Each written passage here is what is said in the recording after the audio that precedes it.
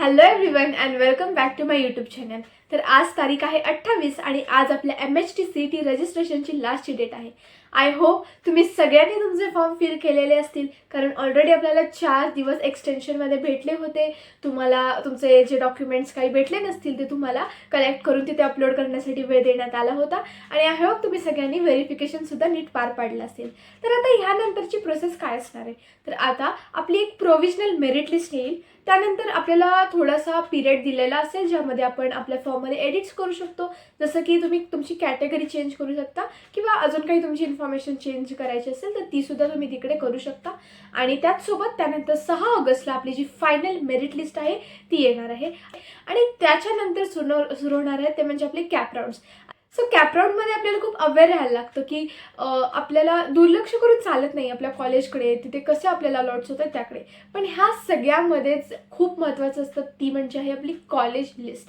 आता हीच college list कशी बनवायची आणि ही कॉलेज लिस्ट बनवताना तुम्हाला कोणत्या कोणत्या क्रायटेरिया फॉलो केले पाहिजेत, कोणत्या कोणत्या गोष्टी लक्षात ठेवल्या पाहिजेत, हे सगळं आज मी तुम्हाला या व्हिडिओमध्ये सांगणार आहे. त्याचसोबत मी माझी स्वतःची कॉलेज लिस्ट कशी तयार केली आहे हे सुद्धा मी यामध्ये तुम्हाला सांगणार आहे. आणि त्याचसोबत पालकसुद्धा माझे व्हिडिओ बघतात, त्यामुळे पालकांनी त्याचसोबत विद्यार्थ्यांनीही हा व्हिडिओ शेवटपर्यंत बघावा अशी माझी इच्छा आहे. कारण की या व्हिडिओमध्ये मी तुम्हाला सगळं डिटेलमध्ये सांगणार आहे की कॉलेज लिस्ट बनवताना कोणकोणत्या गोष्टी लक्षात ठेवायच्या, मुलांकडून कोणकोणत्या चुका होतात आणि त्यासोबत मी माझा पर्सनल ओपिनियन सुद्धा तुम्हाला सांगणार आहे. तर चला सुरू करूया आपल्या व्हिडिओला. तर मित्रांनो, ही कॉलेज लिस्ट बनवताना सगळ्यात महत्त्वाचे असतात ते म्हणजे आपले पर्सेंटाईल. आता प्रत्येकाचे पर्सेंटाईल हे वेगवेगळे असतात, त्यामुळे आपली कॉलेज लिस्टसुद्धा वेगवेगळी असू शकते. तर आता तुम्ही तुमच्या घरातल्या रिलेटिव्सचा सल्ला घेत असाल किंवा तुमचे मोठे ताई दादा असतील किंवा इवन तुम्ही काउन्सिलरसुद्धा जॉईन केले असतील, हे सगळे तुम्हाला एक खूप छान कॉलेज लिस्ट बनवून देतात. पण जेव्हा तुम्ही स्वतः ही कॉलेज लिस्ट ॲनलाइज करता तेव्हा तुम्ही काय काय गोष्टी लक्षात ठेवल्या पाहिजेत. तर हे बघा, आता तुमच्या कॉलेज लिस्टमध्ये सगळेच कॉलेजेस असणार आहेत की जे तुमच्या पर्सेंटाईलच्या कट ऑफच्या आसपास असतील. ओके, सो तेव्हा तुम्ही काय ठरवलं पाहिजे की तुम्हाला स्वतःला कशामध्ये आवड आहे. आता इवन तुम्ही कॉलेजची लिस्ट बनवताय पण ब्रांच तुम्हाला हवी ती आहे का, तुम्हाला ज्यात आवड आहे तीच ब्रांच तुम्ही घेताय का हे आधी लक्षात घ्या. कारण की तुम्ही आत्ता एखादी चांगल्या कॉलेजमध्ये ब्रांच कोणती पण भेटते म्हणून घ्याल, पण नंतर जर तुम्हाला त्यात आवडच नसेल तर तुम्ही 4 वर्ष कशी काढणार आहात हे तुम्ही विचार करा. त्यामुळे सर्वात आधी तुम्ही स्वतःचा डिसिजन घ्या की तुम्हाला स्वतःला ते करायचं आहे का, त्या फील्डमध्ये किंवा त्या ब्रांचमध्ये तुम्हाला आवड आहे का हे आधी लक्षात घ्या. त्याचसोबत तुम्ही काय बघितलं पाहिजे तर त्या कॉलेजच्या आजूबाजूचा परिसर किंवा तिथे कसे मेस असतात, खाणं कसं असतं किंवा PGमध्ये फीज किती आहेत, हॉस्टेलच्या फीज किती, हे सगळं तुम्हाला बघितलं पाहिजे. ते सगळं कॅल्क्युलेशन करून तुम्ही त्या तयारीने तिथे गेला पाहिजे, कारण तिथे ॲडजस्ट व्हायला थोडासा वेळ लागेल. त्यामध्ये तुमचे परीक्षा असतात, लगेच आपल्या सेमिस्टरच्या एक्झाम्स असतात. सो ते तुमच्या ॲडजस्ट करण्यामध्ये जो वेळ जातो त्याच्यापेक्षा जर तुम्ही आधीच नीट चौकशी करून नीट तुमची कॉलेजची लिस्ट बनवली तर खरंच खूप छान ठरेल. वाटल्यास तुम्ही जे जे कॉलेजची लिस्ट बनवली तिथे आधी जाऊन तुम्ही भेट देऊन या, तुम्ही बघा तुम्हाला तो कॅम्पस कसा वाटतोय, तिकडचे हॉस्टेल मेस सगळ्यामध्ये चौकशी करून या आणि मग तुमची एक फायनल लिस्ट तयार करा. तर आता ही कॉलेज लिस्ट तयार करताना नक्की करायची कशी हे मी तुम्हाला आता सांगणार आहे. तर मी यामध्ये तुम्हाला +- 10% हा रूल सांगते. हा रूल काय आहे, तर जेवढे तुम्हाला पर्सेंटाईल पडलेत त्याच्यापेक्षा जास्त 10% आणि कमी 10%च्या रेंजमधले कॉलेजेस तुम्ही तुमच्या लिस्टमध्ये ठेवायचे. आता फॉर एक्झाम्पल तुम्हाला 80% पडले तर तुम्ही 70% पासून ते 90% पर्यंतच्या सगळ्या रेंजमधले कॉलेजेस तुमच्या लिस्टमध्ये ॲड करणार आहात. आणि काय होईल की तुम्हाला एक सेफ साईड होईल की बाबा मी जे कॉलेज टाकले त्यातले ॲटलिस्ट कोणतं ना कोणतं कॉलेज तरी मला भेटणारच आहे. आणि येस, टॉपचं जर तुम्हाला भेटलं तर नो डाऊट खूप छान, पण तुमच्याकडे एक सेफ साईड राहते की बाबा मी हे जे माझे कॉलेजेस आहेत ते मी खूप छान मोठ्या रेंजमधनं टाकलेले आहेत. होतं की कधी कधी कट ऑफमध्ये खूप डिफरन्स असतो, कधी वाढतो कधी कमी होतो. सो तेव्हा एक मनात धाकधूक असते की बाबा आपल्याला कॅप राऊंडमध्ये अलॉट होतं आहे की नाही, का परत मग स्पॉट राऊंडमध्ये जायला लागतं, ते खूप आपल्याकडे जरा टेन्शन असतं.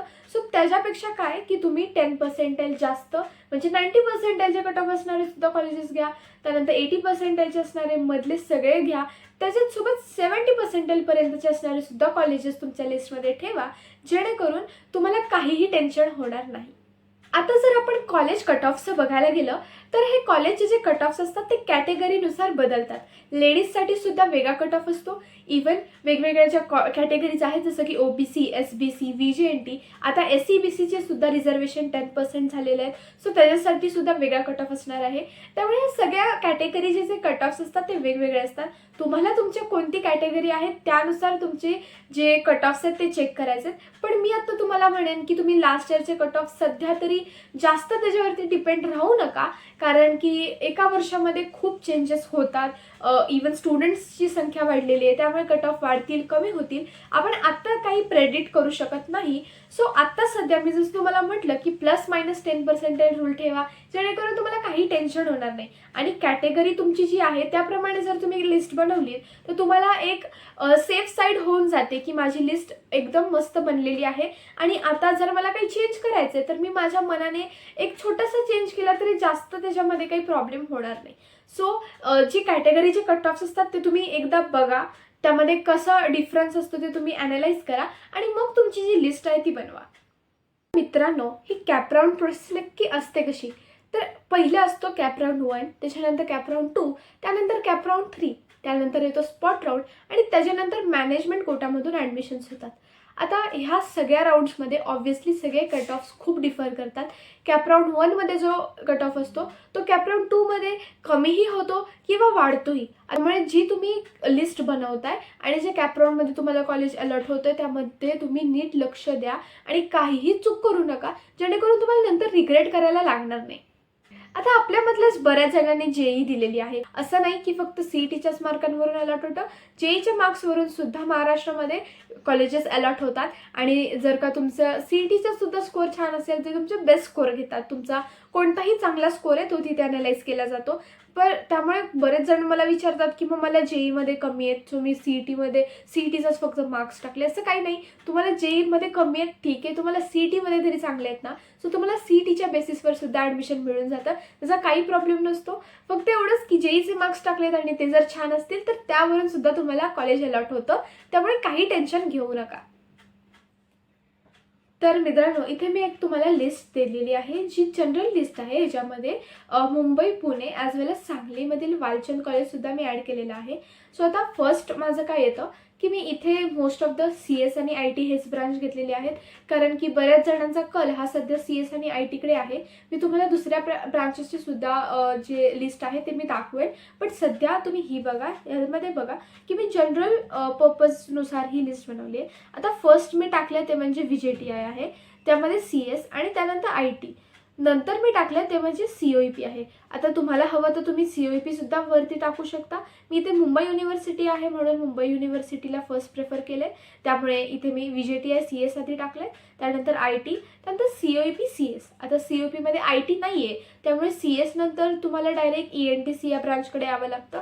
सो तो तुम्ही एक विचार करा, तुम्हाला CS नको असेल ENTC सुद्धा घेऊ शकता, नो डाऊट. पण तरीही त्याच्या आधी तुम्ही विचार करा की तुम्हाला खरंच त्या ब्रांचमध्ये आवड आहे का आणि मगच ती ब्रांच चूज करा. त्याच्यानंतर मी टाकले SPIT, जे सरदार वल्लभभाई पटेल कॉलेज आहे. एक खूप बेस्ट कॉलेज आहे, तिथे सुद्धा कट ऑफ हाय असतो आणि तिथलं मी CS टाकलेलं आहे. त्यानंतर PICT पुणे, जिथे मी CS आणि IT दोन्ही ब्रांचेस टाकलेले आहेत. त्यानंतर येतं वालचंद, जे सांगलीचं आहे, ते सुद्धा one of the best colleges आहे. आता खूप मुलांचं असं म्हणणं होतं की तो एक रूरल एरिया आहे, तिथे जास्त सिटी लाईमलाईट आपण म्हणतो ते नसतं, पण काही नाही, पॅकेजेस खूप छान आहेत. तुम्हाला हे कॉलेज जर भेटत असेल तर तुम्ही नक्की घ्या. सो वालचंदमध्ये सुद्धा मी CS आणि IT टाकलेला आहे. त्यानंतर येतं ते म्हणजे VIT. आता यावर्षीपासून आपल्या सगळ्यांनाच माहिती आहे VIT आणि VIIT हे दोन्ही कॉलेजेस मर्ज झालेले आहेत, त्यामुळे त्यांच्या सीट मॅट्रिक्समध्ये सुद्धा खूप फरक पडलेला आहे, सीट्स वाढलेल्या आहेत. सो VITमध्ये सुद्धा तुम्हाला जर भेटत असेल तर तुम्ही घ्या, ते सुद्धा one of the best college आहे. VITमध्ये सुद्धा मी CS आणि IT टाकलेलं आहे. इवन तुम्ही AI रोबोटिक्स किंवा मशीन लर्निंगचे ब्रांचेस सुद्धा टाकू शकता. सो नेक्स्ट येतं ते म्हणजे PCCOE, जिथे मी CS आणि IT टाकलेलं आहे. आता PCCOEचे काय आहेत की 3 ब्रांचेस आहेत. एक असतं पिंपरी चिंचवडची जी मेन ब्रांच आहे ती, म्हणजे आकुर्डी निगडीची आहे. सो PCCOEची ती एक मेन ब्रांच आहे. त्यानंतर PCCOE रावेतमध्ये सुद्धा, ते सुद्धा बेस्ट कॉलेज आहे. जर तुम्हाला तुमच्या पर्सेंटाईल कट ऑफनुसार तिथे भेटत असेल तुम्ही तिथे सुद्धा घ्या. आधी नीट चौकशी करा, तुम्हाला तिकडचं एरिया कसा वाटतोय. मी जसं आधी म्हणलं, नीट तुम्ही चौकशी करून मगच तिथे ॲडमिशन घ्या. आणि ओके, सो नेक्स्ट मी जे बनवलेलं आहे ते कमिन्स मी टाकलं. सो आता कमिन्सचं काय असतं की बॉईजने हे टाकू नका प्लीज, कारण की गर्ल्स कॉलेज आहे. कमिन्स कॉलेज मी बऱ्याच बॉईजच्या लिस्टमध्ये सुद्धा बघितलेलं आहे खूपदा, बट कमिन्स हे गर्ल्स कॉलेज आहे आणि खूप मुलींना एकदम बेस्ट कॉलेज आहे, छान पॅकेजेस भेटतात. बट हां, काही गर्ल्सचा प्रॉब्लेम असतो की त्यांना गर्ल्स कॉलेज नको असतं, फक्त लाईक कोएड एज्युकेशन हवं असतं. सो इट्स युअर डिसिजन, तुम्हाला हवं असेल तर घ्या, कारण की कमिन्ससुद्धा one of the best colleges in Maharashtra मानलं जातं. सो नेक्स्ट मी जे टाकलेलं आहे ते आहे म्हणजे VIT चेंबूर. आता मी आधी जसं म्हटलं तसं मी मुंबई पुणे दोन्ही मिक्स केलेलं आहे. सो असं नाही की मी फक्त पुण्याचीच लिस्ट बनवली आहे. तुम्हाला जर वेगळी हवी असेल ती सुद्धा मी तुम्हाला ऑब्व्हियसली प्रोव्हाइड करणार आहे. सो आत्ता मी इथे VIT चेंबूर टाकले, जे मी CS मधून टाकले आणि ॲज वेल एज IT मधून टाकले. आता हे बघा, मी PCSOE किंवा कमिन्सपर्यंत जी तुम्हाला लिस्ट दाखवली, हे आपण जे म्हणतो Tier 1 कॉलेजेसमध्ये येतं किंवा हाय पर्सेंटाईल किंवा हाय कट ऑफ या कॉलेजेसमध्ये लागतात कम्पॅरिझन विथ अदर कॉलेजेस. तर आता ह्या कॉलेजमध्ये जर का तुम्ही TFWS थ्रू ॲडमिशन घेत असाल तर तुम्ही आधी TFWSची लिस्ट टाका. म्हणजे कसं की हे बघा, VJTI CS विथ TFWS, त्यानंतर VJTI IT विथ TFWS, त्यानंतर COEP CS with TFWS, so on till PCCOE IT आणि कमिन्स CSIT जे काय असेल विथ TFWS. आता ही सगळी तुम्ही TFWSची सीट्स टाकल्या की पुन्हा तेच कॉलेजेस VJTI CS पासून तुम्ही तुमची जी कॅटेगरी आहे, जर तुम्ही ओपनमधून असाल किंवा SCBC मधून असाल, ह्यासाठी मी सांगते, तर तेव्हा तुम्ही अगेन तुमची कॅटेगरी तिथे टाकू शकता. म्हणजे आधी तुम्ही जे कमिन्सपर्यंत TFWS मधून टाकलं तेच same colleges with same branch तुम्ही ओपन किंवा नंतर तुमची SCBC काही कास्ट असेल त्यामधून फिल करा. त्यानंतर मग VIT चेंबूरकडे आपण येऊया. तिथे सुद्धा CS आहे, IT आहे. त्याच्यानंतर मी ठाकूर कॉलेज जे कांदिवलीला आहे ते सुद्धा मी घेतलेलं आहे, इथे CS. त्यानंतर VIT वडाला आहे, one of the best college आहे, इथे सुद्धा छान प्लेसमेंट्स होतात, तिथे मी CS घेतलेला आहे. त्यानंतर DY पाटील आकुर्डी ॲज वेल एज DY पाटील पिंपरी, हे मी पुण्याचे कॉलेजेस इथे परत ॲड केलेले आहेत, इथे सुद्धा CSIT आहे. हे सुद्धा खूप बेस्ट कॉलेजेस आहेत, तिथे सुद्धा आता कॅम्पस इंटरव्ह्यू थ्रू छान प्लेसमेंट्स होतात आणि जर तुम्हाला तुमचे जे स्किल्स असतात ते डेव्हलपमेंट खूप छान होते त्या कॉलेजेसमध्ये. So DY Patil is also one of the best colleges. आणि त्यानंतर नेक्स्ट आपले आहेत PVG, AISSMS, त्यानंतर मॉडर्न कॉलेज आलं, त्यानंतर MMCOE कॉलेज ऑफ इंजिनिअरिंग आलं. हे सगळे कॉलेजेस सुद्धा बेस्ट आहेत पुण्यामधले, हे सुद्धा तुम्ही ॲड करा. ह्यामध्ये सुद्धा मी सध्या तरी CSIT हेच ब्रांच घेतलेले आहेत. तुम्हाला ENTC ॲड करायचे तुम्ही करू शकता. ह्या सगळ्याच्या कट ऑफची PDF मी तुम्हाला डिस्क्रिप्शनमध्ये देईल. हे कट ऑफ जे आहे ते 2023-2024 या बॅचसाठी होते. मी तुम्हाला आधीसुद्धा सांगितलं हे कट ऑफ डिफर होऊ शकतात, त्यामुळे तुम्ही पूर्णपणे डिपेंडेंट राहू नका ह्याच्यावरती. सो हे सुद्धा मी आधी TFWS मधून टाकणार आणि नंतर ओपन किंवा SCBC मधून टाकणार. आता तुम्हाला ऑलरेडी जर तुमची कुठली कॅटेगरी असेल तुम्ही त्यामधून सुद्धा भरू शकता, नो डाऊट. तुम्ही तुमच्या कन्व्हिनियन्सनुसार ही लिस्ट बनवा. मी इथे फक्त तुम्हाला इन जनरल लिस्ट कशी बनवायची हे सांगितलेलं आहे. त्याचसोबत मित्रांनो, MIT कॉलेज ऑफ इंजिनिअरिंग जे पुण्यामध्ये आहे ते सुद्धा बेस्ट कॉलेज आहे. फक्त काही स्टुडंट्सचा प्रॉब्लेम हा असतो की त्या कॉलेजमध्ये फीज खूप आहे, पण आता मुलींना 100% फी सवलत भेटलेली आहे, त्यामुळे मुलींना यामध्ये ॲडमिशन घेण्यात काहीच प्रॉब्लेम नाही आहे. बेस्ट कॉलेज आहे. हां, मुलांनी थोडेसे फीज चेक करून मग त्यानुसार घ्या. अगेन PVPIT कॉलेज आहे, ते सुद्धा बेस्ट कॉलेज आहे.